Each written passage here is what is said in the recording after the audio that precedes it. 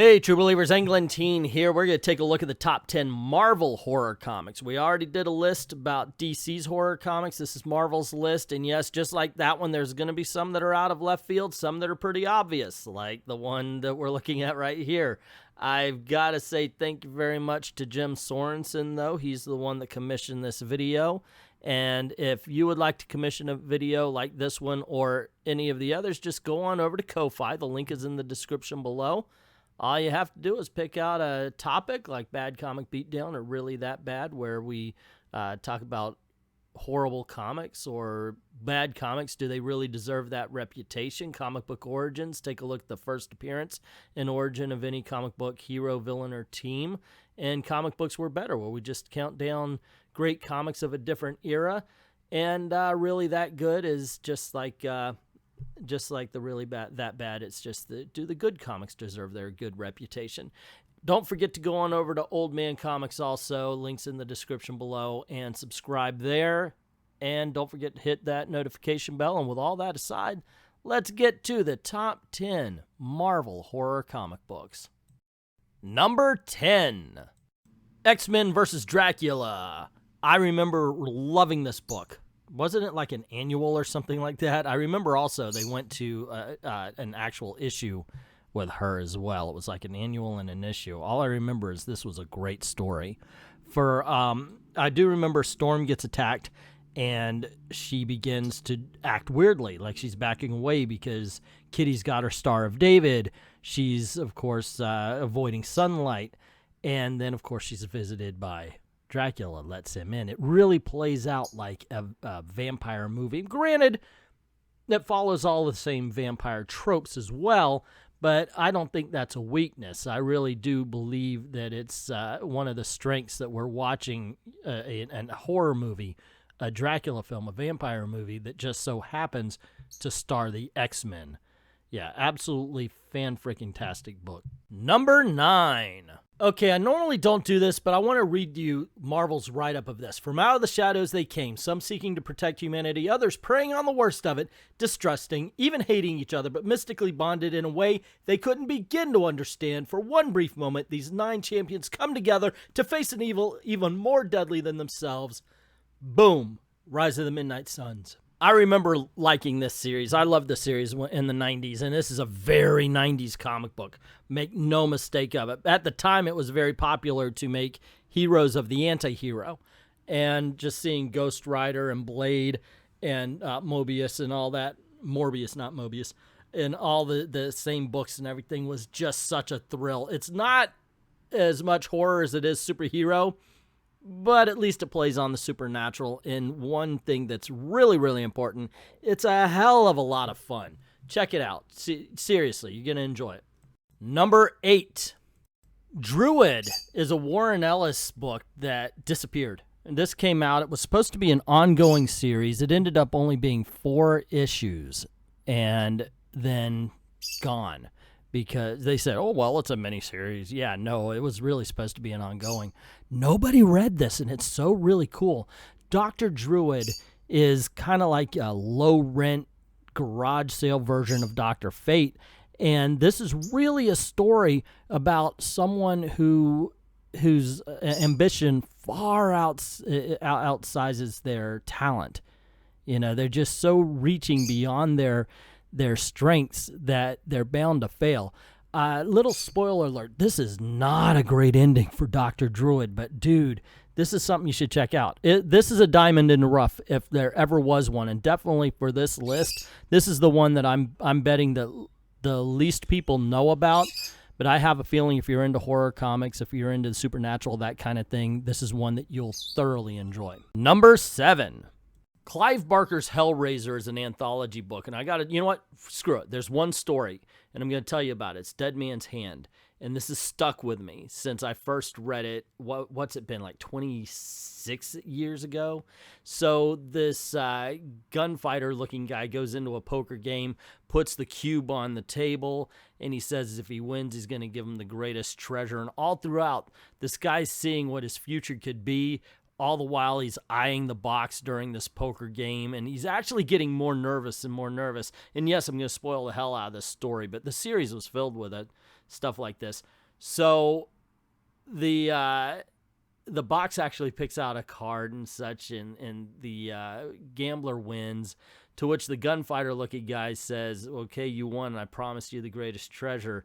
And he picks up the cube and says something along the lines of, I'm taking this with me. And I always loved that. I always loved that story. And then, like I said, this is definitely a book you should check out. Number 6, The Legion of Monsters. Okay, so come on. You have to do the Legion of Monsters. Am I right? Yes, I am right. Because this is Marvel's version of all the classic Universal monsters. I know they were around before that, but that's what I call them. I've worked at Universal Studios forever and a day. So what do you think I'm going to call them? It's so thoroughly entertaining. I'm telling you, a lot of people point to pre-code horror, and those are good stories. And trust me, we're going to talk about them at some point in this list. But I have always dug the 70s books, even with something like this. In all honesty, there's a lot of silliness to the Legion of Monsters. There is, and I'm not gonna sugarcoat anything for you. But it's so atmospheric, and it's so entertaining, and it's so much fun. I wish that comic books like this were being made today. Number 5, Crypt of Shadows. Well, come on. Talk about the 1970s books and the atmosphere and everything that they had going. Well, by the way, they remade this, and you're going to see the cover in a little bit, but they remade this into this book right here. I swear that's the same dang story.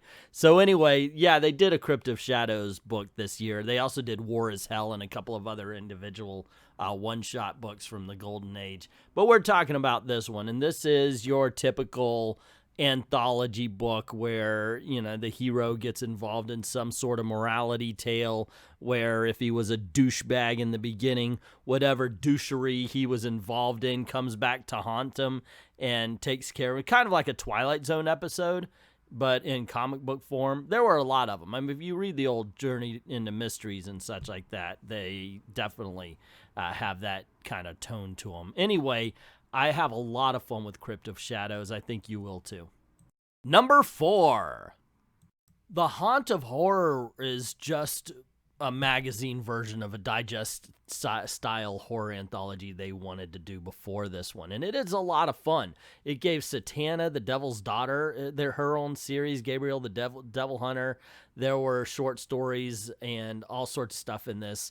And it really came about because the Comics Code had dropped some of their standards. They realized they were about to become irrelevant. I mean, for Christ's sake, Marvel just did a drug story. They weren't supposed to show drugs, and they even told Marvel they didn't approve, and Marvel said, we're going to do it anyway.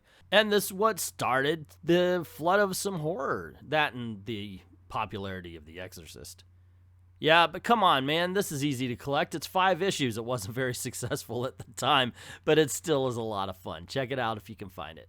Number 3, Marvel Ruins. Okay, so this is almost not a horror book, but it is. It's like almost to do with body horror and stuff like that. Like, that's the Hulk, man. That's what happened to the Hulk.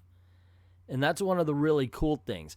It kind of just shows something that I would love to see explored a little more, that sometimes superpowers, especially the ones that deal with the body, are not the gifts that we're meant to think it is. If you're growing and expanding, doesn't that cause pain? Sure, Wolverine has a healing factor, and we see him just jump right onto any kind of fight or something getting slashed up, but every cut has to hurt, man. He's healing those nerve endings. It's not like they're deadened, and this is the kind of story that really explores that, and it really is creepy as hell. You should check this out. If you haven't already, this I found, I read it when it first came out, but I rediscovered it when I found a Marvel's Companion at Ollie's Bargain Barn for $5, which it's a great deal, man. Seriously, I really like this book, and yes, it is a kind of a creepy look at superhero tales. Number 2, Marvel Zombies. You knew it had to show up at some point in time. It's the thumbnail, right? So this is a lot of fun. I mean, I remember when it came out and everybody went crazy for it, and I did buy all of the series. Not just this one, but 2, 3, 4, 5, Dead Days, the whole 9 yards. It is a fun story. There's horrific elements in it. I can't call it a scary book. At some points, it is creepy. It never got me the sense of dread that Deceased did over at DC Comics, but it really was entertaining. I think part of the problem is we already jump in and the world's already dead, and I think that's part of it. Watching the DC universe destroy itself is a lot different than watching zombies just, in the middle. We jump in the middle of the story here. Still a lot of fun. Still recommend it. Let's face it, you already read it, and you know I'm telling the truth. And the #1 Marvel horror comic book is Tomb of Dracula. Okay, I understand that Dracula, in all honesty, the original vampire Dracula owes a lot to Morbius, because that was the fake vampire that Marvel released because they didn't want to butt heads with a code. But like I said, it was relaxed, so they said, let's release it. And then we have the antagonist as the hero. And yes, he was the antagonist for most of this. Sometimes he would team up with the vampire hunters that were hunting him down to fight a bigger threat, but most of the time it was him. And he would sometimes fight characters within the Marvel Universe, like Spider-Man, Werewolf by Night, X-Men, which we talked about before, and of course, the first appearance of Blade happened in issue number 10 of this series. It is a lot of fun. Man, I remember reading some issues. Now, I never really collected it because this is one of those things, well, that's a scary comic. Here, have a Harvey. Now, and I loved Harvey Comics, but this was something that I actually had to sneak around the parents for sometimes. When we went to the library and we found the collections and such like this, or if we went to the store on the rack, there were the good comics for kids, and then there was stuff like Tomb of Dracula and Haunt of Horror, Creepy Magazine, stuff like that.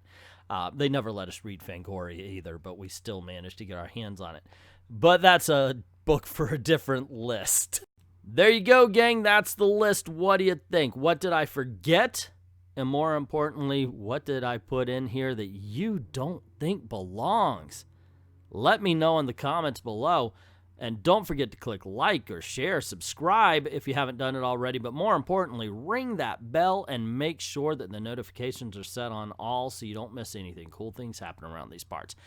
Now, if you haven't done it already, go on over to Patreon or to Ko-Fi. Drop $1 in the tip jar, or you could consign a video.